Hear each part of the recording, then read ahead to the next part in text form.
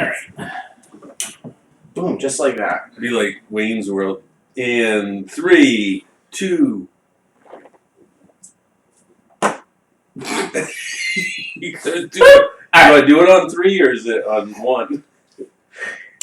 Hold on. Now you do 3, 2, 1. To support this podcast, go to positivesarcasm.com/donate. Any amount is appreciated. Once again, positivesarcasm.com/donate. Thank you and enjoy the program. This episode of the podcast is brought to you by PB and Joy. Simple, honest, and delicious. Go to pbandjoy.com for more information. $35 or more gets you free shipping. That's pbandjoy.com for more information. pbandjoy.com.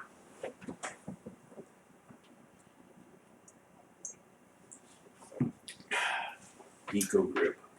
Jay here, positivesarcasm.com, streaming live from the Spare Parts Studios. You can find me on Instagram at @positive_sarcasm. You can find me on facebook.com/POS Sarcasm. You can also be my friend on Facebook if you want, but you don't really have to. I'm not one of those people that's like, your friend requested me, but you didn't respond. If you want, you can go to facebook.com/positivesarcasm. Joey is waiting to you. John Chuck, I fucked up. Johnny Monotone in studio. Man, this podcast is definitely taken off in the past couple months. You can also find me on the YouTube channel. Go to Positive Sarcasm Podcast. That's the one where I've been uploading pretty much on the regular ever since I've had guests and I've had my regular clips that have been going up. My other YouTube channel's been a little quiet lately. Generally, I like to hibernate for the winter unless I have certain events or certain concepts in my head.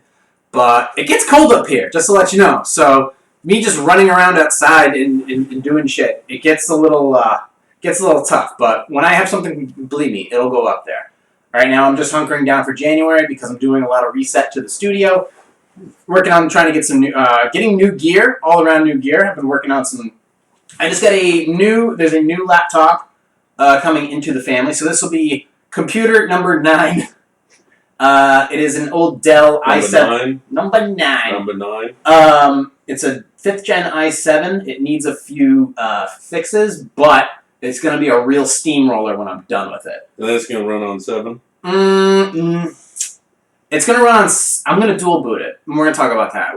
A dual boot is when you have access to 2 different operating systems. So Windows 7, even though Windows 7 is out of date, it's still going to get security updates from Windows on the regular. But it will run a stripped-down version of all that. Just in case I need certain programs on it, which I most likely will. Such as video editing software.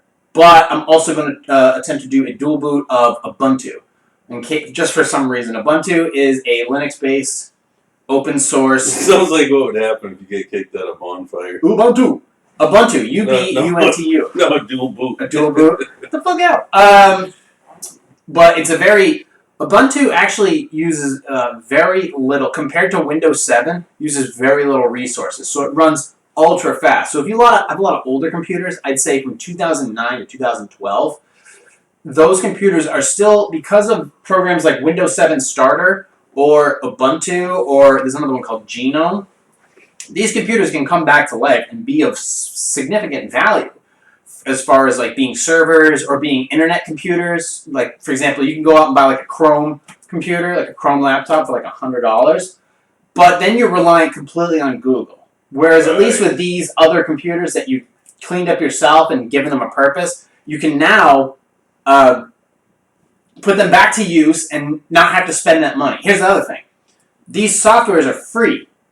100% free to download. They don't track you like Windows 10 does, so it's or not like Chrome Chrome does. does. A step above Web TV or something. No, it's freaking really not. Well, a Chrome computer is just it's like an Android laptop, like an Android tablet, or like your smartphone, but it has a keyboard attached to it. Right. Don't get me wrong; they have their purposes, and if you need one, it's good.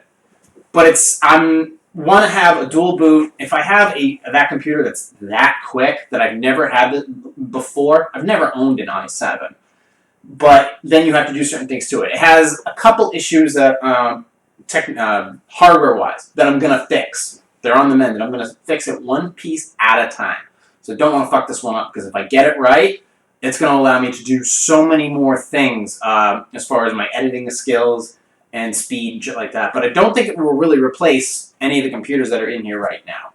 As far as the machine that runs the podcast, these machines to my left, which I'm actually going to be switching over to Ubuntu.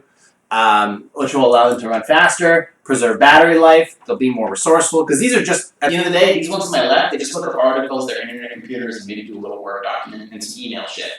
And then a machine will. So, what's the just stupid question? Sure. What's the advantage of that over having like multiple windows open on one computer? Because all right. This is like Spinal Tap when he said, "Why don't these amps go up to 10? Well, here's the thing. Because these go to 11. Every time you open up a new program or a new window, as you would say, right, slows down the computer. It requires more resources to have multiple programs open. And because this computer right here is very old, very resource limited in its maximum, the only thing I could do to this computer right here is give it an SSD drive. That's it. That's all I could do to it. It's really not worth the money since it's working perfectly. It's really tiny. It has a long battery life. It's fine. I'm going to leave it alone. But one or two programs at the very most is what it'll run. And I want to leave it alone because it runs the podcast so damn well. Now, on another computer like an i7 or a newer Gen i5 or a Ryzen processor, just newer shit in general, you can have a bunch of stuff open. But here's what happens. You get a big house, you're going to fill it full of shit. You got a smaller house, you're more resourceful with the space that you have. Right. So if you've got a 900 square foot apartment or a 1,500 square foot house, you're going to be more resourceful with opening up the rooms to bring the air in and the light in. You're going to not have bulky furniture. You're going to have slimline furniture. So you do stuff like that. With these computers, they are stripped down to have a certain purpose. This one is my carry-all. I bring it pretty much wherever I go, but it has a limited battery capacity, and it's not super fast. This one I hear you almost never see because it's been replaced by this. But this is, that's the thing.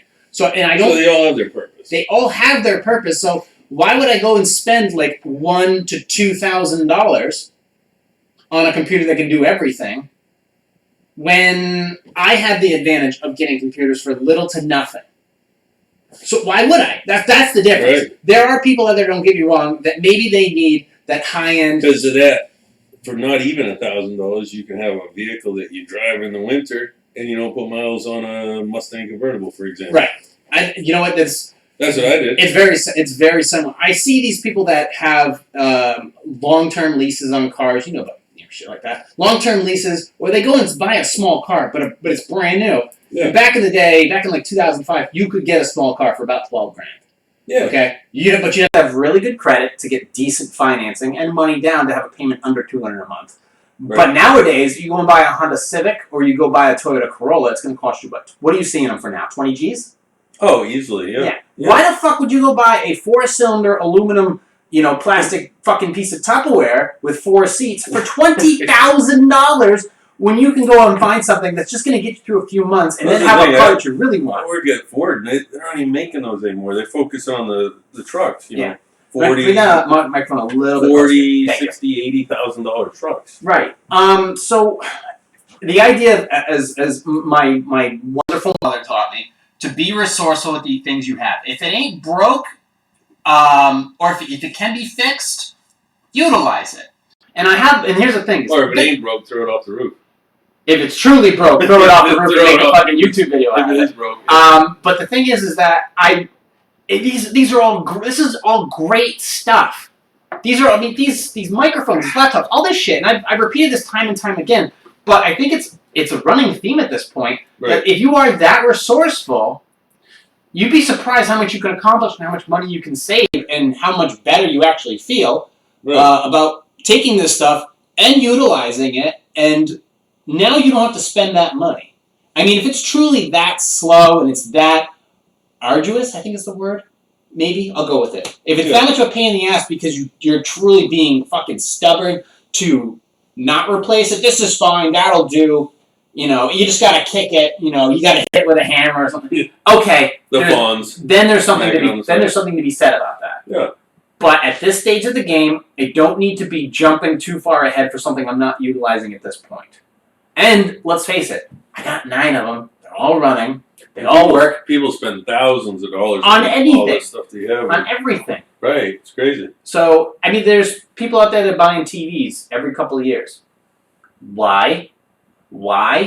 And I don't like the idea of having all-in-ones in general. I don't like the idea of having all my resources, my video editing, my photo editing, my web surfing, my emailing, my communications, my marketing, in one place. all in one thing. Right. It's like banks. You don't want all your money in one bank. Well, John, let's be honest. I don't have any money. I don't.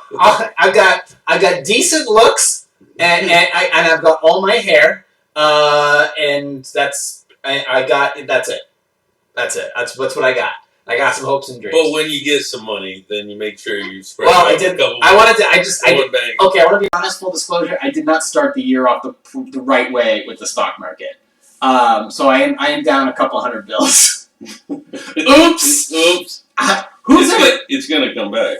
No. Well, that stock is not coming back. No, but that stock did a reverse split. Okay. Oh, ouch. 45-1. And it still dropped. It just disappeared. I'm like, all right, well, that's a lesson we'll learn. But this is a very good month for me because there's a lot of things. This is the month where I say to myself, okay, a lot of things are coming my way. There's a lot of prospect, a lot of opportunities out there. Don't screw this up. Do as little as you can to screw up this month, and you're gonna be it's gonna be really great. Yeah. Okay. It allows me to take. Right.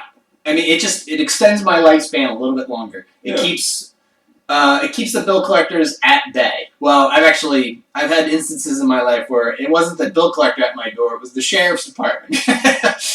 I'll tell you, when the fucking bank wants their money or that lawyer's firm wants their money, next thing you know, they know my address? No, I'm not home. Don't answer the door. Don't answer the door.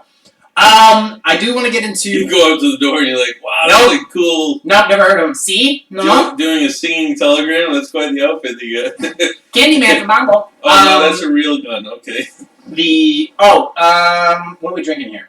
What is this? Mayan Heat? Mayan Heat. Way back when I did my very first completely awful and totally forgettable YouTube. I loved it. Of course you did. YouTube channel. I went to a place to kind of take my mind off of things. There was a place called the Dancing Lion. No, it's not a gay bar. It's the Dancing Lion is this dude goes and sources his chocolate from like the deepest depths of like what? The South American jungle. Ethiopia or South America. And he brings it all back and just makes this really earthly, heavenly type of chocolate. Yeah. He makes the hot cocoa that's like it's like chocolate mud. It's got spice in it. It's really delicious. So Johnny was he dropped by with some goodies. I got some dark chocolate here that's got like leaves like ingrained into it. Subliminal. And I got the Mayan Heat drinking chocolate, which is just awesome.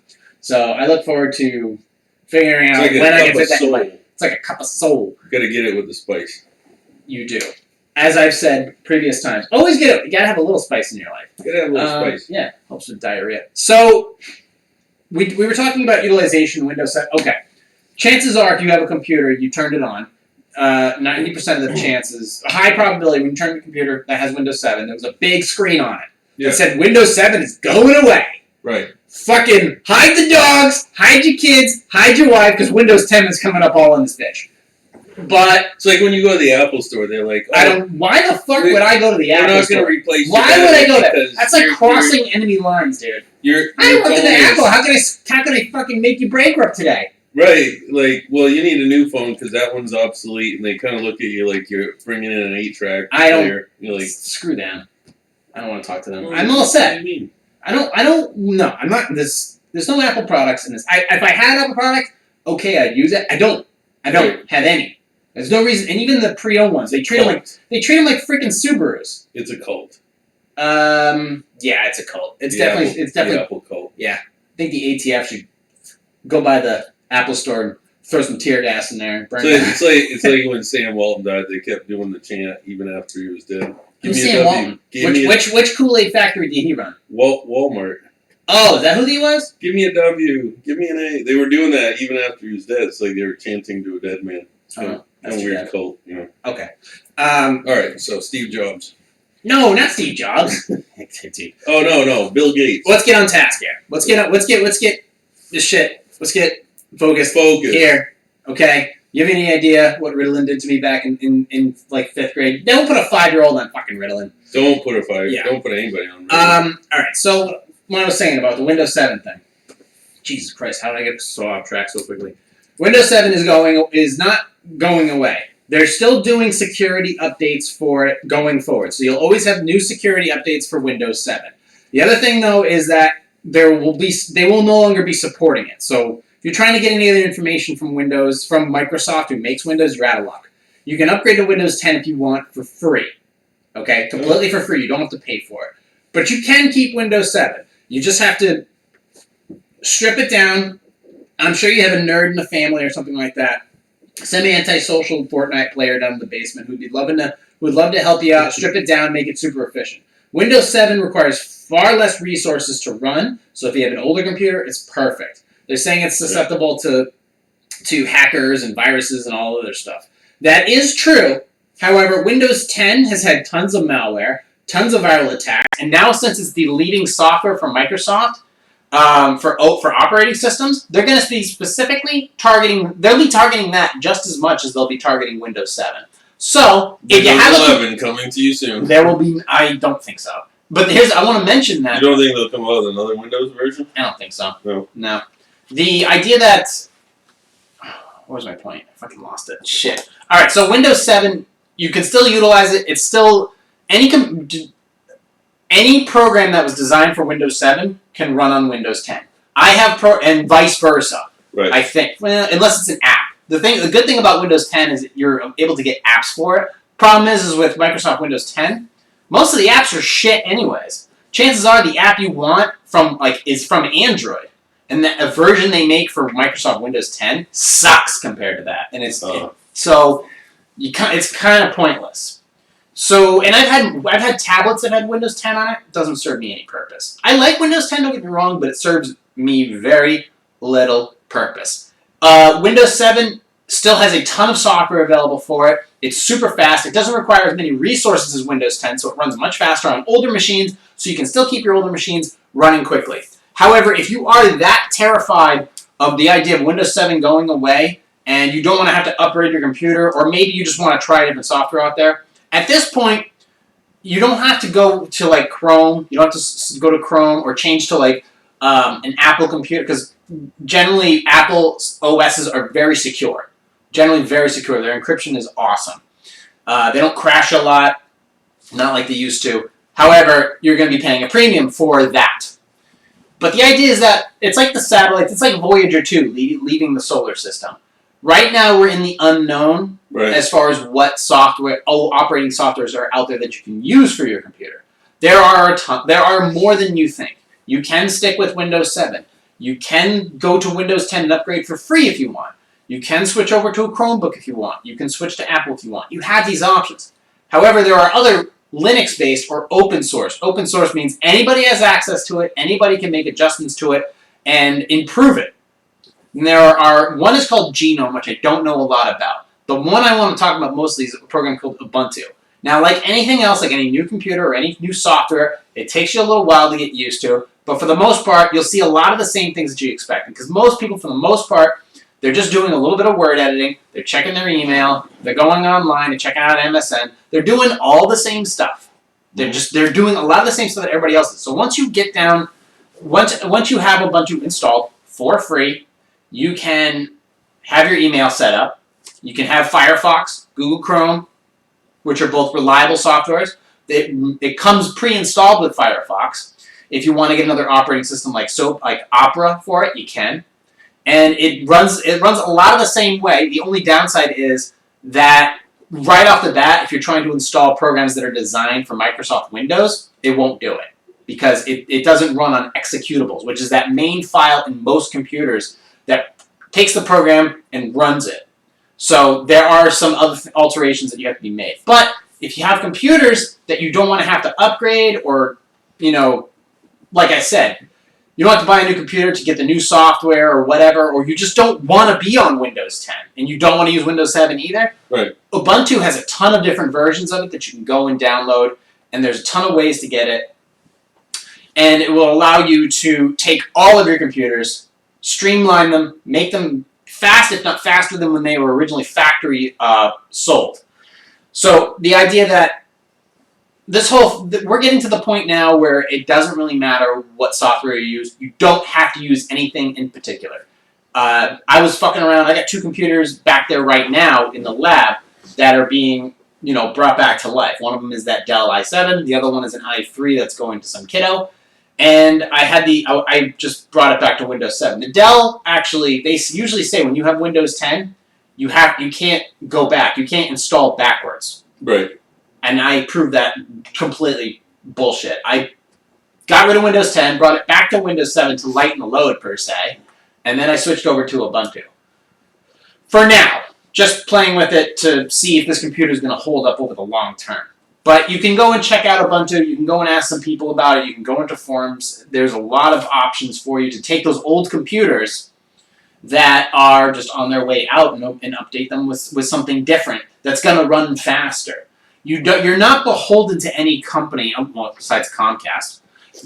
You're not beholden to really any company. I gotta connect you on. There's a Facebook group called Zero Waste New Hampshire. What do they do?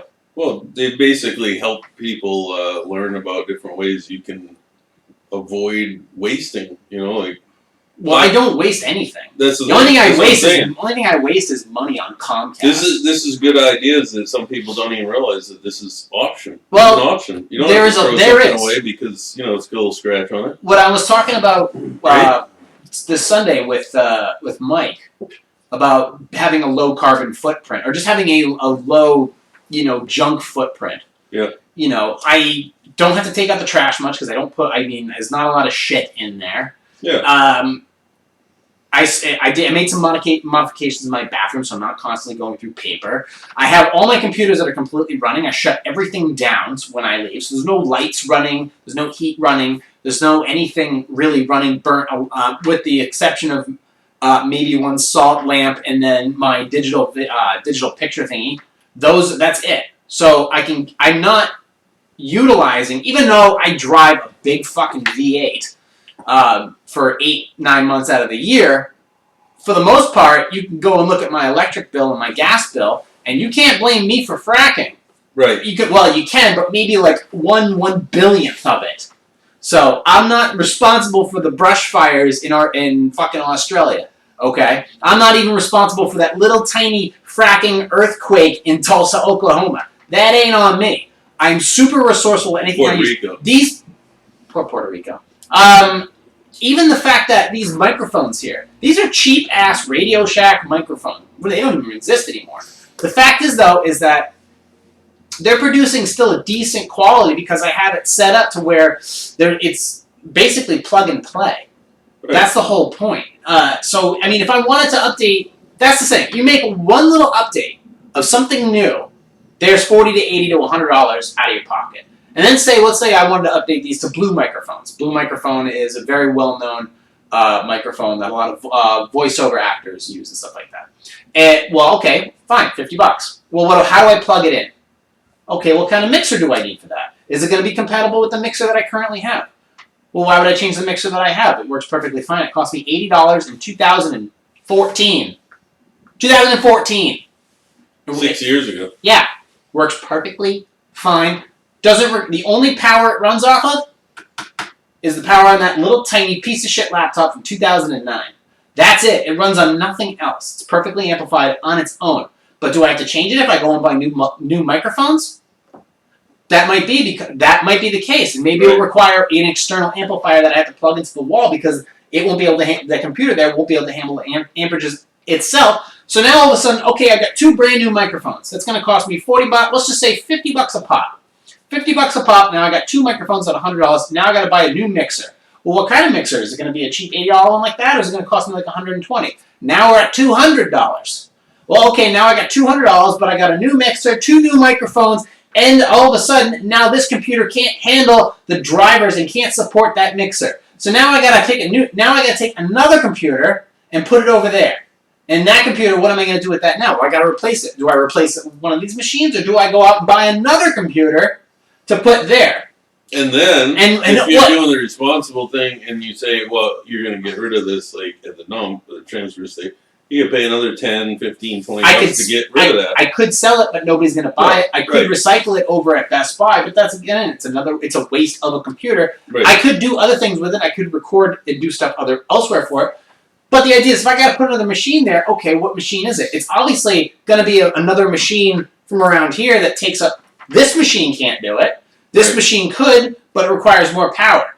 The machines in there could definitely do it, but they are desktops, so they require more energy, and they run much louder fans. So it's going to be louder, it's going to pull more energy for the house, it's going to cost more. So to bring this all the way back to the loop, now I got to replace the computer, now I got to replace the mixer, and replacing the microphones. All because I decided to do one little thing that all I had to do to prevent all of that was just make a couple volume adjustments here.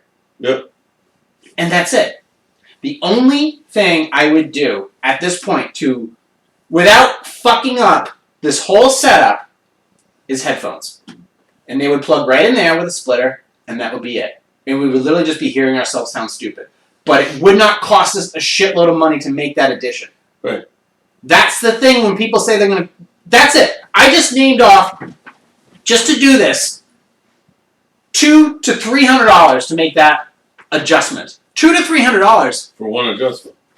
$200 to $300 takes me out of the running to buying that new 4K video camera that I have out there that's charging right now. That thing is freaking sweet, by the way. It's got a built-in eyeball gimbal. It's got a Rode microphone on the top of it. That's awesome. That requires no power other than the power from the actual camera. And it's just a gem of a piece. But that was $375. Or I could have just invested in all this. These $10 Chinese arms, they're not perfect, but they're doing the job for the setup that I made. Why did I have these chairs? I already had these chairs. I have this really beautiful antique looking writing telephone desk. Well, telephone. I think this is for telephones back in the day. I had this. So I'm like, this is perfect. This is a perfect size. I had these hanging in the back, so I put all this shit that I didn't have to spend money on. I already had it. Why should I upgrade it? I could do upgrades, but this desk, that was what? $5 in paint? No, I already had the paint. I already had all that shit. This glass, that glass is from a fucking TV cabinet that broke. I took the TV cabinet, I moved it over there, and made it a station, and just put the glass over there and slid all the other stuff in there as like knick-knack looking at it.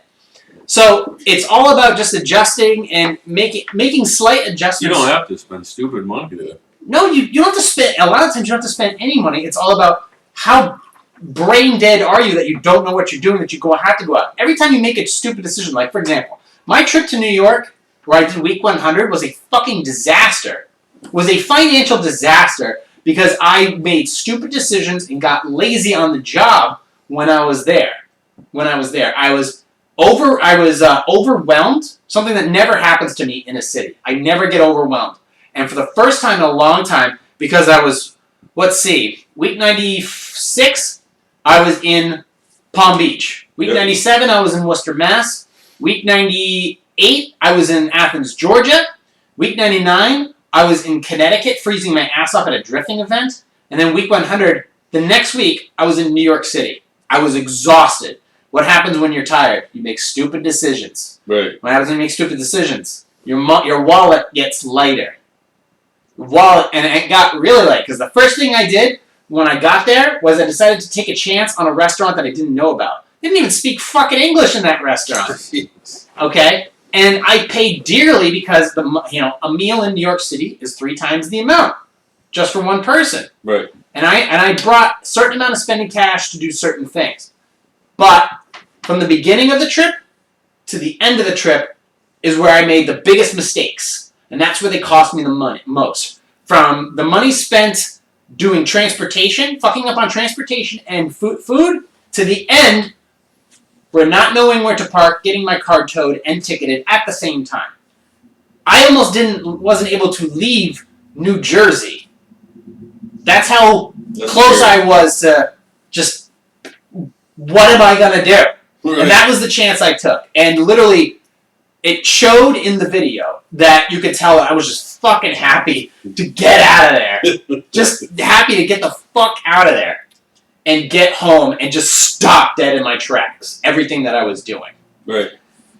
And because of this podcast has taught me so much. Last week I had a guest on that I said to my friend Bobby, there is no conversation that I can have with him. There's nothing, what are we going to talk about? Nothing. And this was months before he even asked me to come on. I said, what are we going to talk about? I don't have anything I would want to... This podcast changed all that. He asked me, I said, here's the ground rules.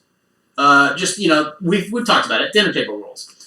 Here's the dinner table rules. Have you sign a waiver? Forgot to have him do that. Hey, you got to sign a waiver, Mike. And then we'll go from there. Right. He came on. I had talking points. And, I've had a year of working on my notes, getting my notes ready for this podcast. And I know it looks like a doctor's note for Percocet, but there's a lot of shit out here. Believe me, there's been some notes that are like, what the fuck is that? It's like, is that Vicodin? That'll pass. So, but the idea is that these notes have had me prepped. Right. I'm in a mode, and then I've been starting to get more mentally prepared for Sunday leftover type of episodes. So my brain is like, okay, we're actually gonna start doing these now. Let's get ready. Practice. Getting better at it. The first week 100 of the podcast is for the most part pretty eventless. The first Sunday leftovers was like, it was like I ate too much bread. So but then I was prepared for him. I was more open-minded to him. I had some ideas because I just chatted with him briefly on New Year's Eve when I was at my friend Bobby's house.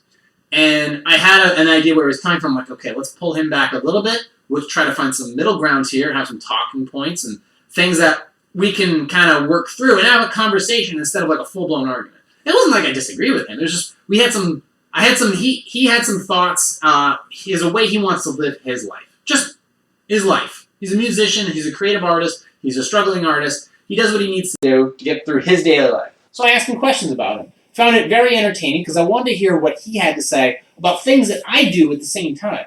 He is a musician. I work with music all the time.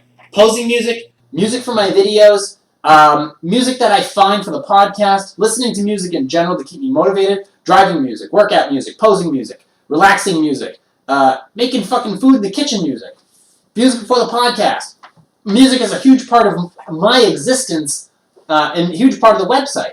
So hearing his point of view, he said something as a clip of it, you can go to the Instagram, _sarcasm. It's the last one I posted, where he said, music is not your job. Your job is this, and this. If you're talented enough with your instrument, then music is the reward. If it's your job, then you shouldn't be playing. You gotta love it.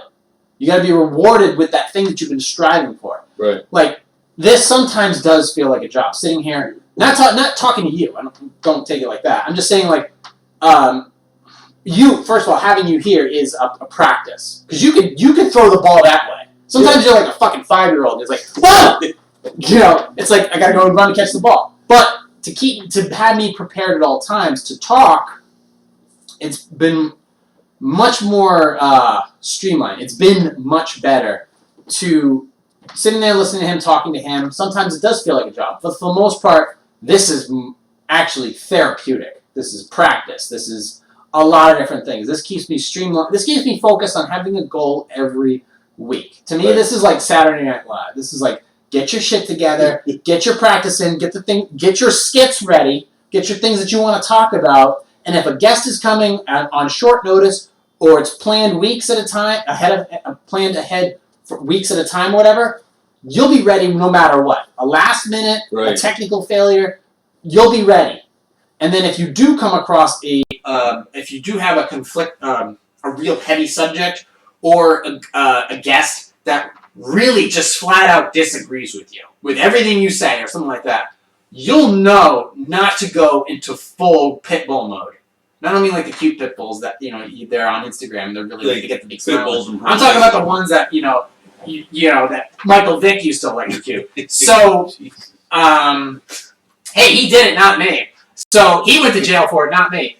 But the idea that I can observe the situation. If somebody remember, they come from a different lifestyle. They've read and learned and been raised on different ideals. They have a way of living their life.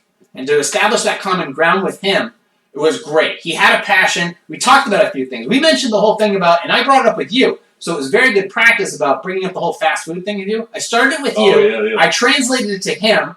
You and I were in agreement. Him and I were in agreement. And then I thought about it after the podcast, because normally I'll say something on the podcast, and I'll write it down, and I'll think about it, and be like, okay, so that was whether I was joking or something like that, doesn't matter. You said it, and then you go back and you think, it's like, can that be a better joke, or is there actually a truth to that I can work with? Well, I said on the podcast was about, if the fast food restaurants are going to make shitty food for shitty people like they've always been doing, then they might as well just make the ingredients shitty plant-based. However, there are companies out there that, even though they're considered fast food, per se, they're not necessarily in that group of fast food. When I say, like, and I don't give a fuck if Wendy's is going to bitch at me or talk shit. I don't care. Wendy's, McDonald's, Burger King, you got some terrible fucking food on your menu, and it's absolutely horrible for people. Simple as that. I've been through several diets in my life. There is no fucking way that you can tell me that if it fits my macros, I can put a classic triple in my caloric intake and wake up the next day lighter in my loafers. There's no fucking way that it is actually possible. Okay? Unless you go to Taco Bell after. Yeah, that's actually true. Then you just shit it all out. Yeah. The idea, though, that all of them, that's generalization. Generalizations are okay. Well, it's almost like a scam when they came out with the nutrition menu. It's like, they're food looking pyramid? out for us now. No, they're not. Well, the food pyramid also. Well, pyramid scheme. It's all true. It's all food pyramid scheme. I generally say it's all bullshit. I don't want to fucking hear it because I haven't been presented with any tangible evidence to persuade me otherwise.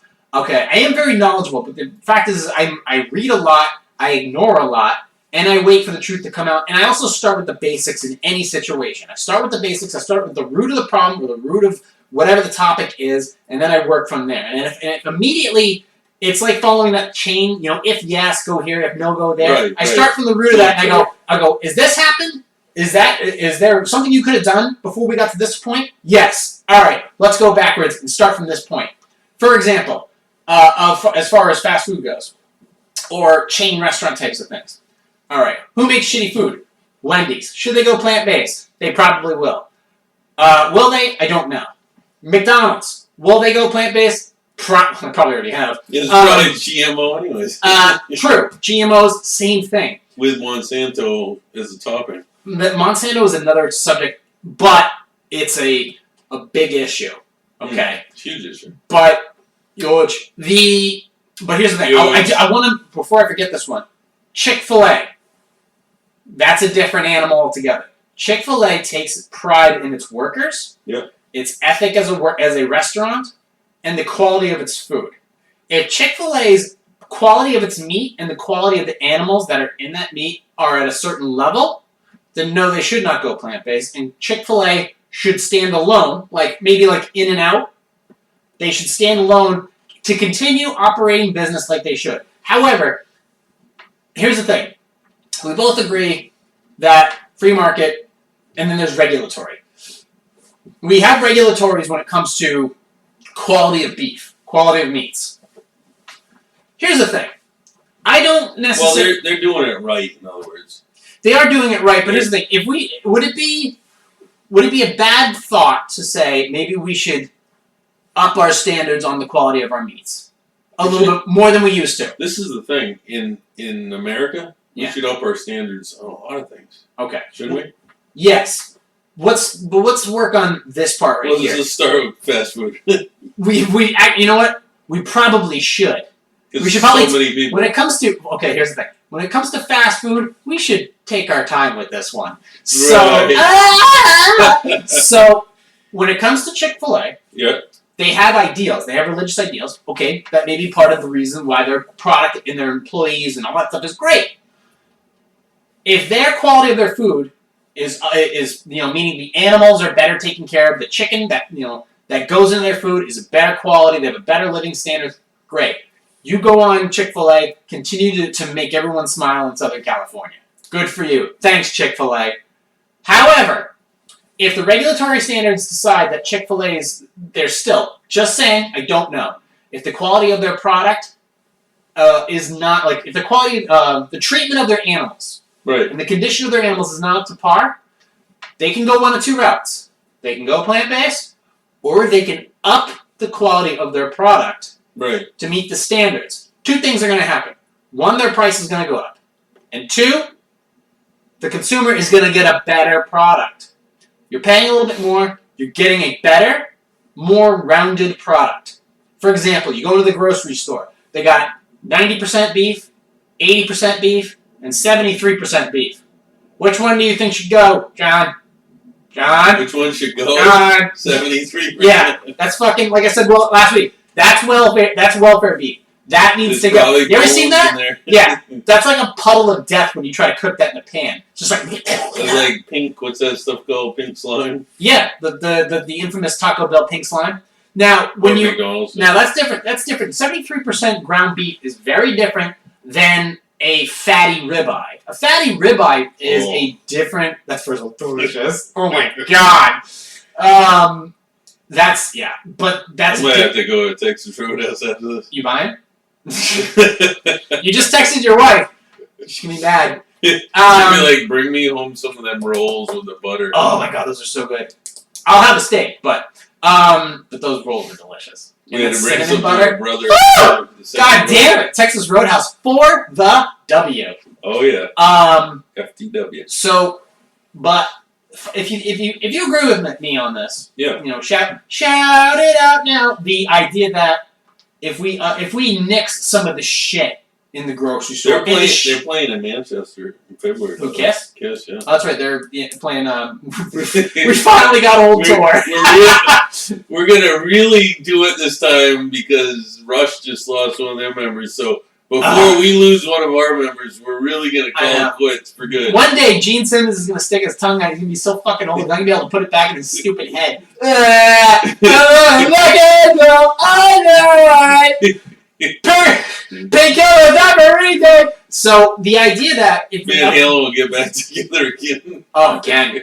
But the idea that the idea if we up our standards, like if they did that, I'm okay with paying a little bit more. But it means we're getting a better quality product. The animals are being better fed. The animals are better taken care of. The regulatory, we still have that regulation there.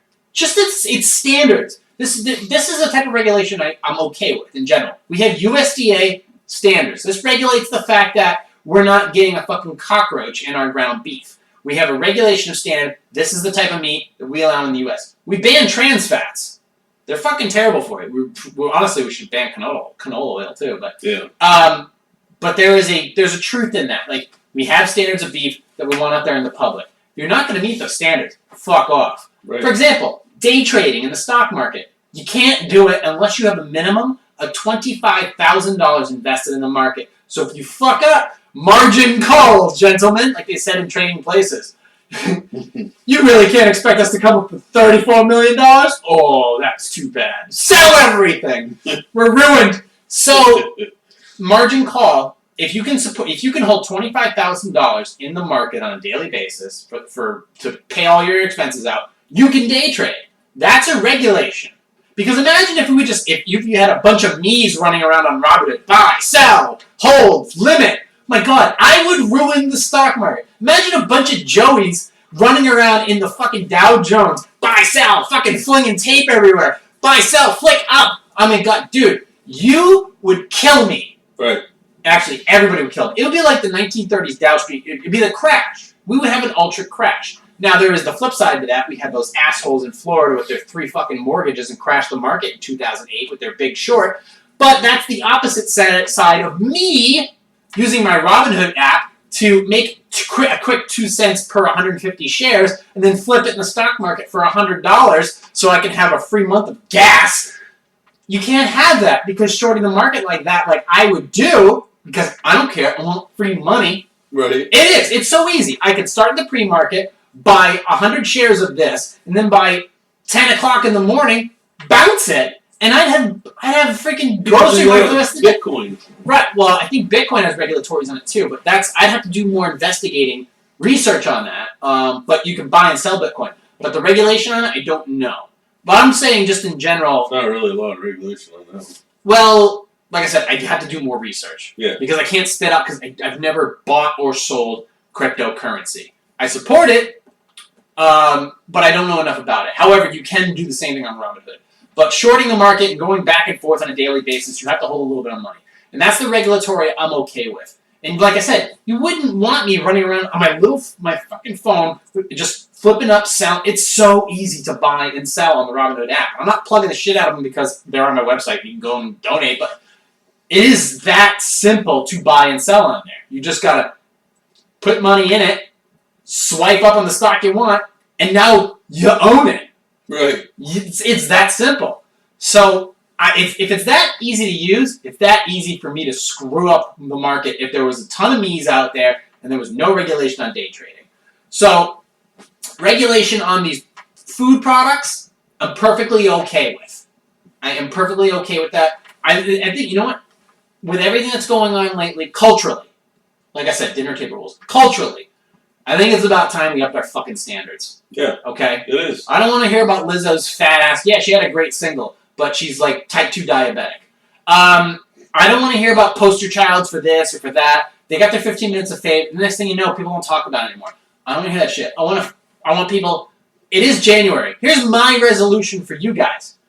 All right. Actually, I think Adam Carolla said this first, so I want to give him credit to where credit's due. Yeah. I'm taking care of me. I'm taking care of me and doing everything I can to have a better situation for myself, so you can't blame me for any of your fucking problems. However, in the words of the Ace Man, it's 2020. I want everybody else to get their shit together.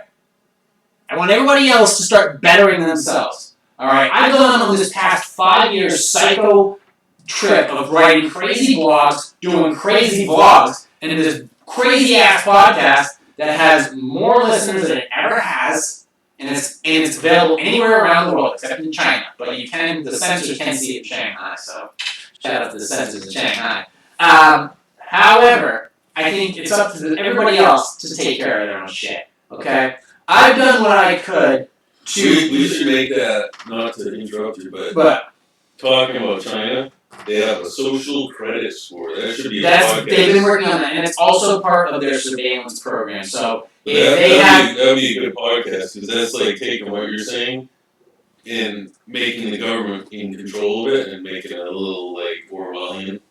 Yeah, that's exactly what we want. That's crazy. Well, that's what they're doing. But that's the whole point of what you're saying, though, is that taking personal responsibility. The government doesn't have to tell you, rinse, repeat, and don't let your kids play with this plastic bag. Well, that is the stupid regulations and things that they tell us, like, don't stick your hand in the lawnmower while the blade is spinning. I mean, stupid things. Well, those are ideals that should be passed down from your parents. And the thing is that we don't need the government to tell us all this stuff. It's a Jordan Peterson type of thing. It's personal responsibility. Take care of your own shit, and only good things can come of it. Clean your fucking room, stand up straight with your shoulders back. What he's talking about basically just means get your own shit together. Make your own bed. Make your own fucking bed. Dude. I just read the book. Great book. It's something, isn't it? Yeah. He goes, when people read it, they talk to me, it's like, you're telling me things that I already know. Right. But now I'm doing them. It's like, it's a reset of the human mind for you. When you start your day, and then you go through the steps of each day, here's the ideals, based on the values of this country, Wisconsin or whatnot, wherever you want to go with that. Start here, and then go, and then make sure that everything in this situation is handled appropriately before you move on to the next step of your life. And if not, go back, reread that phase in your life, see what you could have done better.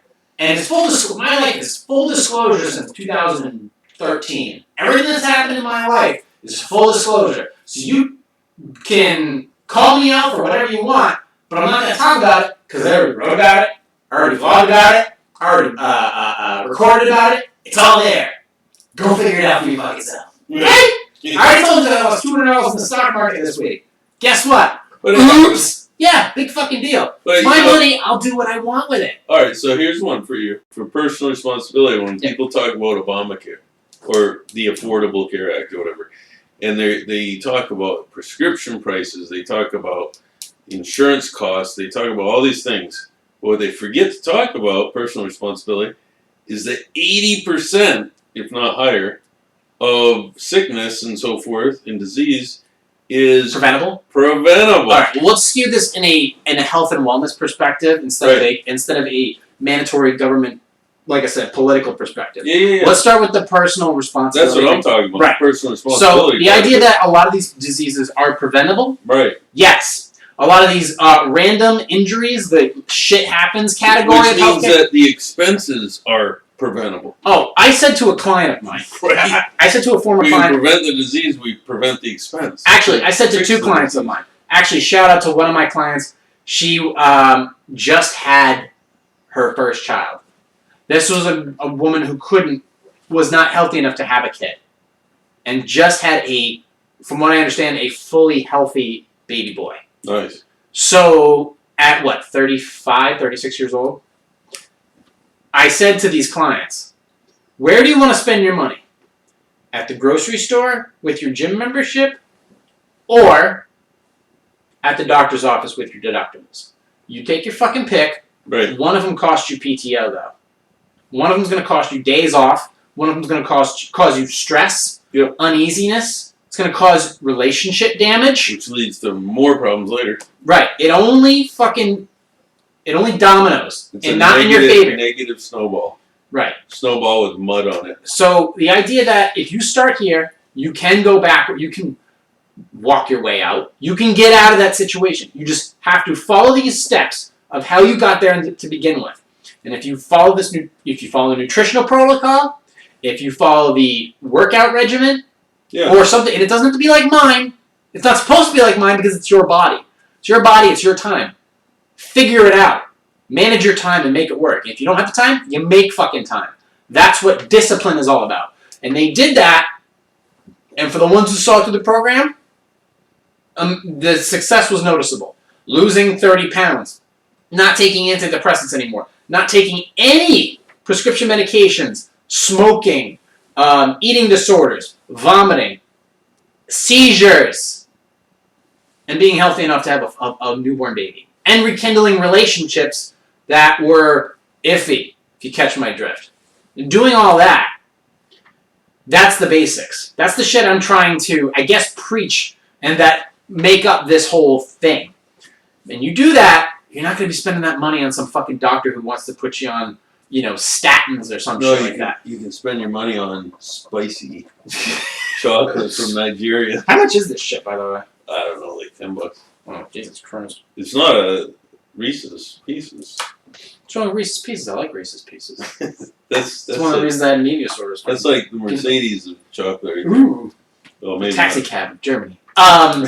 So maybe more like the Rolls here's the Royce thing. of chocolate. You can afford shit like this instead of drinking like Folgers Crystals or that Swiss Miss chocolate mix. They use a lot of Volvos over there too, though. Where, in Sweden? No, in Germany they do actually use a lot of Volvos. Volvo's a good car. In Audis. Mercedes. Yeah. The idea that if you follow some of the guidelines and some of the things that I preach constantly in this podcast, I can guarantee you're going to be in a better situation in life. It just is. Oh yeah.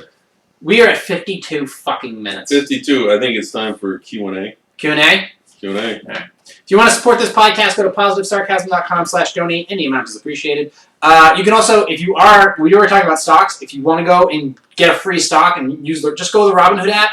Go to my website, positivesarcasm.com/donate. There's a Robinhood link there. Just click on it. You fill out your information. You get a free stock. You can sell it in like 3 days. Then you just send the money to your account. And you get a free stock. It's an extra couple bucks. It's Uber money, yo. And then I get a free stock out of it as well. So, appreciate you. Let's do the Q&A. I had one in particular that I wrote down. One definitely in particular. So, all right. Oh, by the way, this is the artwork I'm getting for the studio. As you know, if you guys know, there's a game called Doom. Doom, yeah. And there's a new version of it called Eternal that's coming out, where he not only fights hell, but he also fights heaven. Just to let you know, the idea that picture, this picture that you're going to see in the studio in a couple weeks, it's 26 by 24, it's going to be right behind my head.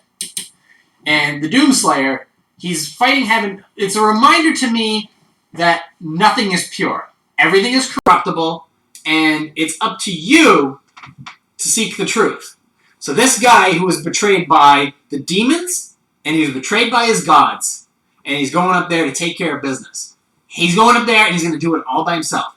Handle your own shit, because you never know what demons are behind you, or what destiny has in store for you. Wow. So that's a crazy piece of art. That is. So that comes out in March. I have the original Doom Eternal, the original Doom 2016. Do they make that in a blacklight poster? Oh, that would be sweet. That would. I don't know if I want that lit up at night though.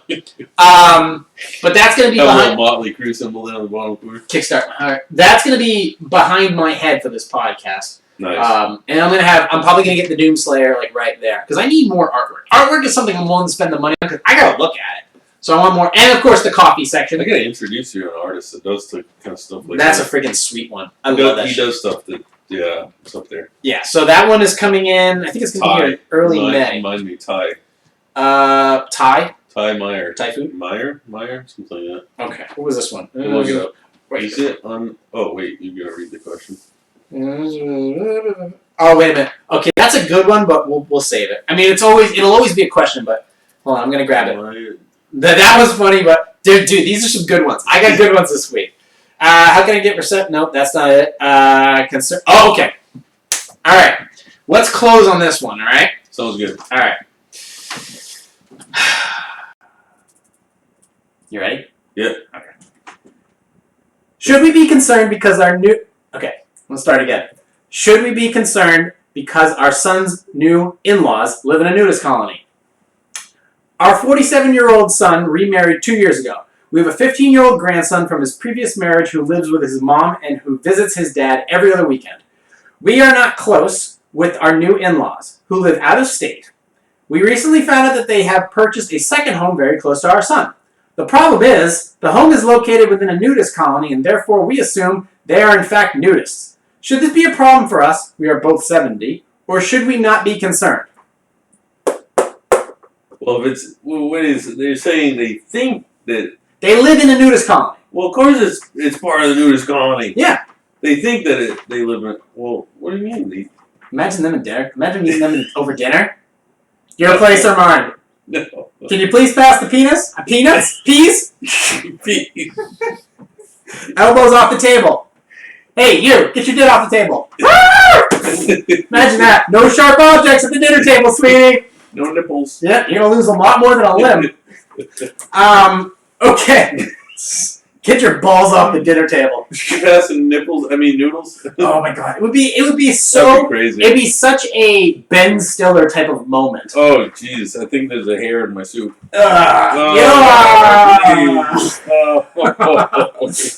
Now, no. would it be okay? Could you? They're not nudists. This family in question here, they're not nudists. But the other family, let's just assume they are. Well, we're assuming they are. Yeah. All right. Now, if they're gonna come to your home, gotta put some blue jeans on, right? Right. You can go sans underwear, but you gotta put some blue jeans on, no holes. No chaps either. Maybe they need to get one of those convenience store signs. No shirt, no shoes, no service. Right. Take your shoes. No, you can leave your shoes. You can take your shoes off, but leave everything else on. Yeah. So I think that first of all, yes, if they want to be nudists, it's okay. From what I understand, nudists, they're not very attractive. No. It's normally just like a lot of old man ass. Right. And, yeah. But I think it's okay. First of all, hey, more power to you. If you want to live out there, rock out with your cock out, I'm okay with that. But as far as they said, should this be a problem for us? I don't think it should be a problem for you. No. I would be. The question is it a problem for your son? He obviously not, since he remarried. I mean, he is 47, so he must be desperate or lonely. Right. That doesn't say a lot for me. I'm 36, and I'm not prospecting anytime soon. Is there any gold here? No. Get looking. I found you $1. Got quicker than that. We have a 15-year-old grandson from his previous marriage who lives with his mom and who visits his dad every other weekend. Okay, so that's... Does he visit the nudist? Oh, that's the thing. That's the question. Well, that's an internal discussion you should probably have. I don't think they would... Well, he's 15 years old. So he obviously has... picturing like on Golden Pond. So what are you going to do? Suck face? I think that... I don't think he's going to have that conversation. He's 15. He's going to figure it out. I don't think he's going to... I don't want to go there and see all the balls. No. So I don't think that's going to be... Okay, so the grandson's not going to be an issue. The son is not an issue. He might want to go one time and then realize that... This is not the Bahamas. This is not a topless beach. It's not like a sandals commercial. Nope. Well, they're wearing sandals, but that's about it. Why is everybody so pale? Okay, so we are not close with our new in-laws. Well, that's fine, but they moved the second home very close to our son. Okay, they are nudist. I think the nudist thing is fine. Yeah. I think that as long... You know what's funny? When I was a kid, we had this... You know, you have your childhood friends and stuff like that. We had one, and his dad... I'm going to get in so much trouble for this. We had a dad who, when he would go to sleep every night, he would sleep naked. Okay, that's fine. Yeah. I mean, it's comfy. Right. He had a waterbed too. That makes you that's the era he was from. Oh jeez. But when he would, but before here's the thing, he would say goodnight to us before he went to bed. He was already nude, so we're like 7 years old, and fucking dad balls are like right there. So I remember us sitting there. We're playing like Nintendo or something like that. Or he's like, "All right, guys, we're going to bed." Okay, he's already naked, and there's like 7 kids there. We're like, "Okay, all right, this is how this is gonna go down." You get used to it after a while. Who is this guy? I'm not naming names. Oh, okay. Yeah, This is a relative, though. I'm saying this is a guy I knew very well. I used okay. to actually no, because that would definitely be narrowing down the list. But we'll say this. He's like, "Okay, Dad, there's something wrong with my game." So it's like, okay. So he comes into the room, still naked, mind you, and he goes and he turns and he's turning around and he's going to like reset it on the controller or something like that. And I'm sitting right there, and it's like, okay, well, that's your dad's ass, all right.